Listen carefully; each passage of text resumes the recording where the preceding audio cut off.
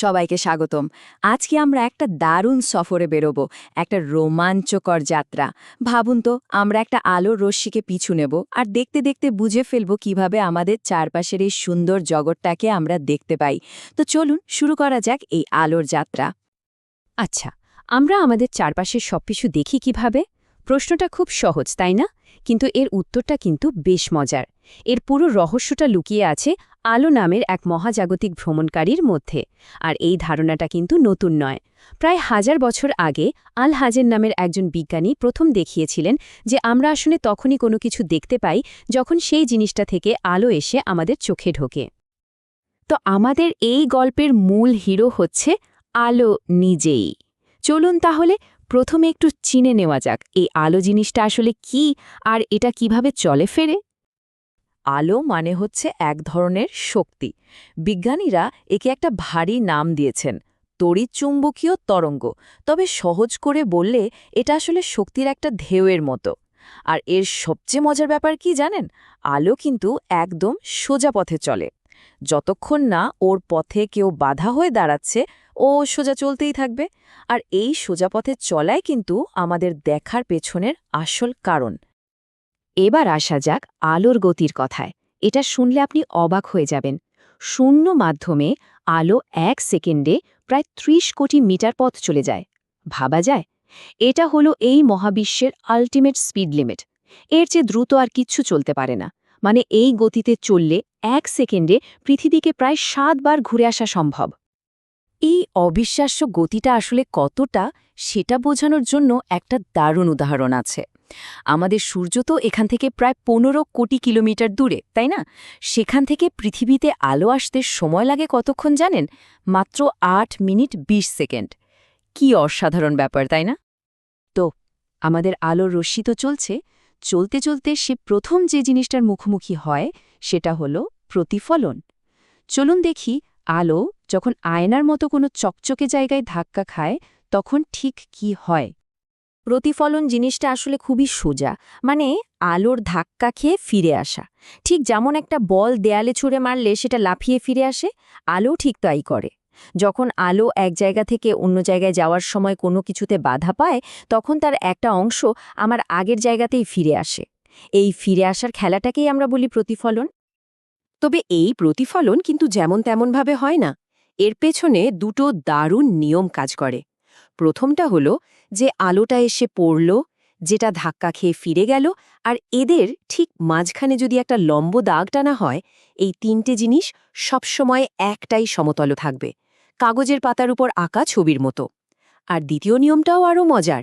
আলো ঠিক যে অ্যাঙ্গেলে এসে ধাক্কা দেবে, ঠিক সেই অ্যাঙ্গেলেই ফিরে যাবে। মানে আপতন কোণ আর প্রতিফলন কোণ দুটো সবসময় একদম সমান হবে। এখন এই প্রতিফলনের জন্য যে ছবি বা প্রতিবিম্ব তৈরি হয়, সেটা কিন্তু দুই রকম হতে পারে। একটা হলো সদ্প্রতিবিম্ব, এখানে আলোর রশ্মিগুলো আসলেই এক জায়গায় এসে মেলে, এটাকে ধরা যায়, মানে সিনেমার পর্দার মতো কোনো স্ক্রিনে ফেলা যায়। আর আরেকটা হলো অসৎ প্রতিবিম্ব, এখানে রশ্মিগুলো এক জায়গায় মিলছে বলে শুধু মনে হয়, কিন্তু আসলে মেলে না, এটাকে কোনো পর্দায় ধরা যায় না। যেমন আমরা আয়নায় নিজেদের যে মুখটা দেখি, ওটা একটা অসৎ প্রতিবিম্ব। আচ্ছা, এতক্ষণ তো দেখলাম আলো ধাক্কা খেয়ে ফিরে আসে। কিন্তু কি হবে যদি আলো ধাক্কা খেয়ে ফিরে না এসে অন্য জিনিসটার ভেতর দিয়ে চলে যায়? যেমন ধরুন বাতাস থেকে পানির ভেতরে ঢুকে গেল, তখন কি হবে? ঠিক এখানেই আসে প্রতিসরণের ধারণা। যখনই আলো একটা স্বচ্ছ জিনিস থেকে আরেকটা স্বচ্ছ জিনিসে ঢুকে, তখন ওর পথটা একটু বেঁকে যায়। এই যে বেঁকে যাওয়া, এটাই হলো প্রতিসরণ। কিন্তু প্রশ্ন হলো, আলো বাঁকে কেন? কারণটা খুব সহজ। আসলে বিভিন্ন মাধ্যমে আলোর স্পিড পাল্টে যায়। যেমন বাতাসে আলো যে স্পিডে চলে, পানিতে তার চেয়ে কম স্পিডে চলে। আর এই স্পিড বদলের জন্যই পথটাও একটু বেঁকে যায়। আলো যে বাঁকবে সেটা তো বুঝলাম, কিন্তু ঠিক কতটা বাঁকবে সেটাও কিন্তু একটা নিয়ম মেনে হয়। বিজ্ঞানী স্নেল এই নিয়মটা খুঁজে বের করেছিলেন, তাই এটাকে স্নেলের সূত্র বলা হয়। এর ভেতরের অঙ্কটা হয়তো একটু কঠিন লাগতে পারে, কিন্তু মূল কথাটা হলো আলো কতটা বাঁকবে সেটা নির্ভর করে ওই দুটো মাধ্যম কীরকম তার উপর। আর এই সূত্রটা কিন্তু খুবই কাজের। আমাদের চশমার কাঁচ থেকে শুরু করে ক্যামেরার লেন্স সবই এই নিয়ম মেনেই ডিজাইন করা হয়। প্রতিসরণের একটা খুব স্পেশাল ঘটনা আছে, যেটাকে বলা হয় পূর্ণ অভ্যন্তরীণ প্রতিফলন। কিছু বিশেষ কন্ডিশনে আলো অন্য মাধ্যমে না ঢুকে পুরোটাই আয়নার মতো রিফ্লেক্ট করে আগের মাধ্যমে ফিরে আসে। আর এই দারুণ আইডিয়ার উপর ভিত্তি করেই কিন্তু আজকের দিনে ফাইবার অপটিক্স তৈরি হয়েছে, যার জন্য আমরা হাইস্পিড ইন্টারনেট ব্যবহার করতে পারি। ভাবা যায়? তো মানুষ প্রকৃতির এই প্রতিসরণের নিয়মটাকে দারুণভাবে কাজে লাগিয়েছে, আর তা দিয়ে বানিয়েছে এক অসাধারণ জিনিস, লেন্স। চলুন এবার লেন্সের জগতে ঢোকা যাক আর দেখি এটা কিভাবে ছবি তৈরি করে। লেন্স কিন্তু মেইনলি দুই রকমের হয়। একটা হলো উত্তল লেন্স, এটা মাঝখানে মোটা আর দুই ধারে সরু, ঠিক আতশ কাছের মতো। এর কাজ হলো আলোকে এক জায়গায় এনে মেলানো বা ফোকাস করা, তাই এর পাওয়ারকে আমরা পজিটিভ বা প্লাস ধরি। আর অন্যটা হলো অবতল লেন্স, এটা ঠিক উল্টো, মাঝখানে সরু। এর কাজ আলোকে ছড়িয়ে দেওয়া, তাই এর পাওয়ার হয় নেগেটিভ বা মাইনাস। চশমা, ক্যামেরা, টেলিস্কোপ সব জায়গায় এই দুই ধরনের লেন্সেরই খেলা। তো আমাদের আলোর রশ্মিটা এত পথ ঘুরে প্রতিফলন আর প্রতিসরণের বাধা পেরিয়ে অবশেষে তার ফাইনাল ডেস্টিনেশনে পৌঁছানোর জন্য তৈরি। আর সেই গন্তব্যটা কি? আমাদের নিজেদের চোখ। চলুন দেখি আমাদের এই চোখ কিভাবে একটা সুপার অ্যাডভান্সড জীবন্ত ক্যামেরার মতো কাজ করে। আমাদের চোখ কিন্তু সত্যি একটা অসাধারণ ক্যামেরা। এর একদম সামনের স্বচ্ছ অংশটা হলো কর্নিয়া, যেটা অনেকটা ক্যামেরার বাইরের কাচের মতো। আর আলো বাঁকানোর বেশিরভাগ কাজটাই এটাই করে দেয়। এরপর আছে আইরিস, মানে চোখের রঙিন অংশটা। এটা ক্যামেরার অ্যাপারচারের মতো কাজ করে, পিউপিলকে ছোট বড় করে ঠিক করে দেয় যে কতটা আলো ভেতরে ঢুকবে। তারপর আছে আমাদের আসল লেন্সটা, যেটা ফোকাস অ্যাডজাস্ট করে।